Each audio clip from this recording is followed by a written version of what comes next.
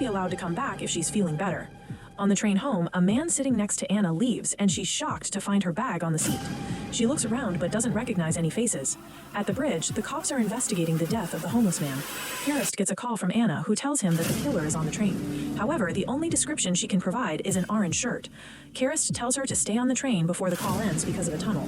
When a man with an orange shirt enters her car, Anna immediately hides.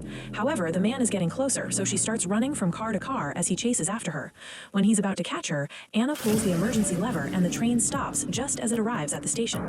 Anna yells at the guy while the cops rush inside to capture him. So the man expresses his confusion while calling Anna Snowflake. This makes her realize this guy is her father and she didn't recognize him. So she hugs him as she cries and apologizes. At home, Anna doesn't answer any calls and keeps touching her face in front of the mirror.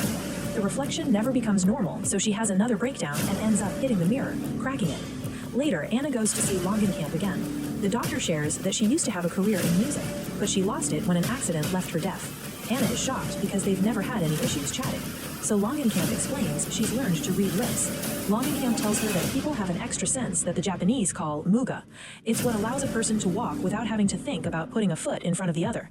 She doesn't want Anna to lose this sense, otherwise she'll become socially paralyzed like her sickest patients. After Anna assures her that she wants to live a normal life, Longenkamp shows her two little stones, which appear to be the same at first sight. However, a closer look reveals some differences, like a tiny crack. When she mixes them with other rocks, they're harder to find. Longenkamp wants Anna to focus on distinctive markers in people, like moles or tattoos. Anna looks at the rocks and finds the one with the crack, which makes her cry because she finally feels like she's making some progress. The next day, Anna helps Bryce with his tie. After he leaves for work, she uses colored pencils to draw the tie on her notebook. Later, Anna goes to pick up Bryce and is able to find him by searching for his tie and his hair. Bryce is very happy that she could find him and hugs him while saying that she's finally not crazy anymore. Anna doesn't want to upset him, so she pretends she's better instead of sharing her tricks. When they go home, they get naughty, but it's hard for Anna because she sees a new face every time she closes her eyes. That night, Anna goes to the club and finds her friends by recognizing their clothes. She finally tells them about her condition and asks them to keep the secret from Bryce. Sometime later, Longenkamp takes Anna to a busy street and teaches her how to read people's body language so she can handle crowds more comfortably. Anna stops by the newspaper stand and learns that Tearjerk Jack has killed again. At that moment, she's approached by a man who creepily says that she knows who he is. So Anna panics and runs to get a police officer. However, when she turns around, the mysterious man is gone. Afterward, Anna goes to the police station and is shocked to see Karist with the same face. As a test, she turns around and looks again, but he still looks the same. She's happy about it, although she doesn't understand why he's unique.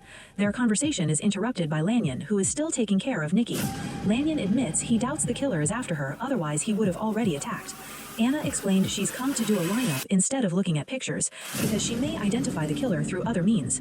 After Lanyon leaves, Karist shares that his colleague theorizes Anna left an impression on the criminal because she saw him do something horrible and walked away.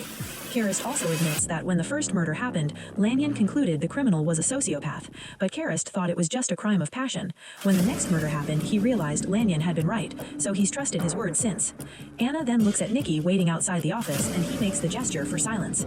Afterward, Karist lets Anna look at their suspects in a lineup. She asks them to move around and make some gestures so she can study their body language. Unfortunately, none of them is the killer. After Anna leaves, Karist is informed that his request for witness protection has been denied. Karist gets so angry that his partner teases him for having a crush on Anna.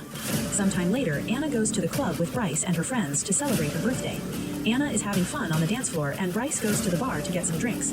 When Anna loses sight of him, she takes out her notebook and finds him by searching for his tie. She kisses the guy only for the actual Bryce to appear behind her. It turns out someone has the same tie as him. Anna chases after the angry Bryce and shows him her notebook. He realizes she's been lying to him and that she's been picturing different men while they get naughty. Bryce can't take this anymore and breaks up with her before leaving. Then Anna gets a call from a mysterious voice wishing her a happy birthday. When she looks at the caller ID, she notices it's her old number. The voice describes how beautiful she looks tonight, and Anna is terrified because it means the killer is in the club. He mocks her for not being able to distinguish him from her own father, but also says she's the only one he doesn't have to hide from. Before hanging up, he mentions that he's with one of her friends.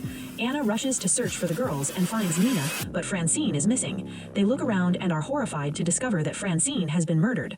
Nina quickly pulls the fire alarm and the crowd panics, while Anna keeps an eye on the man dropping Francine's body. Unfortunately, she can't recognize the face and he escapes. Minutes later, the police arrive and Lanyon comes out of the bathroom with a tie that seems to belong to the killer.